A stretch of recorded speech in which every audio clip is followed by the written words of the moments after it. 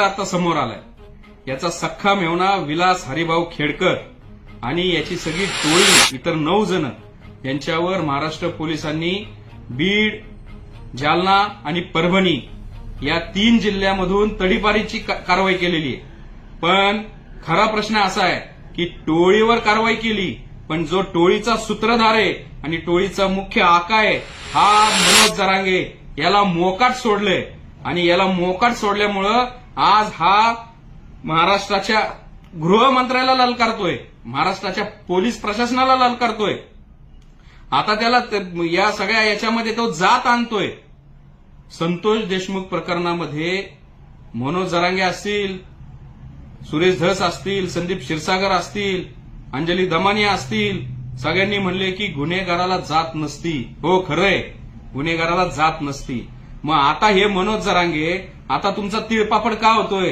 कारण की ह्या टोळीचा सूत्रधार म्होरक्या हा मनोज जरांगे आणि त्याला भीती आहे की आता मेहुण्यानंतर दाजीचा म्हणजे या मनोज जरांगेचा नंबर आहे।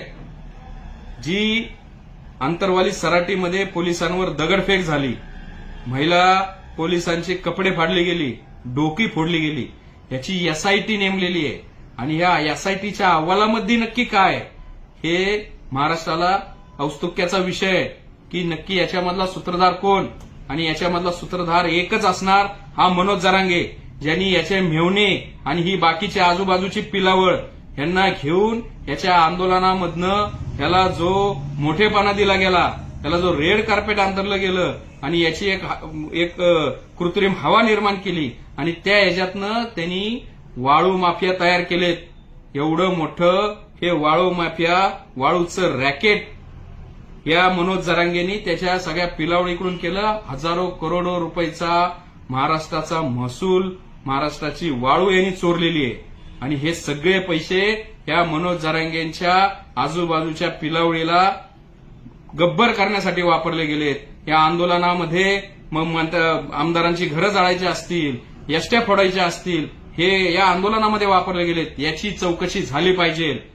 मी महाराष्ट्राच्या गृहमंत्र्यांना विनंती करतो की याच्यावर एक लवकरात लवकर चौकशी समिती स्थापन करावी। हे सगळे आता तडीपार केलेले हे परत ताब्यात घ्यावेत, यांची चौकशी करावी। या मनोज जरांगेचा मोबाईलचा डाटा चेक करावा, नक्कीच यांचे लागेबांधे सापडतील। आणि ही मनोज जरांगे टोळी आणि ह्या टोळीचा हा सूत्रधार ह्याला पण लवकर अटक केला पाहिजे। आज ज्या प्रकारे महाराष्ट्राच्या गृह खात्याला आणि गृहमंत्र्याला हा चॅलेंज करतोय की मी तुम्हाला बघून घेतो, माझ्या नादी लागला तर मी दाखवतो, आज हा मुजोरीपणा याचा जर तुम्ही आता असा सहन केला तर महाराष्ट्रामध्ये नक्कीच चुकीचा मेसेज जाईल की एका समाजाला वेगळा न्याय दिला जातो आणि एका समाजाच्या असल्या या मुजोर मनोज जरांगेच्या शिव्या महाराष्ट्राचा गृहमंत्री निमूटपणे सहन करतो, तर नक्की काय मजबुरी आहे? त्यामुळं लवकरात लवकर या मनोज जरांगेच्या हातात बेड्या घालून याची धिंड काढावी आणि हे सगळी चौकशी करावी अशी मी मागणी करतो। आणि मी सुरेश धस, अंजली दमानिया यांना विनंती करतो की आता ह्या सगळ्या वाळू माफियांचा आका कोण याच्यासाठी तुम्ही आता सभा घ्या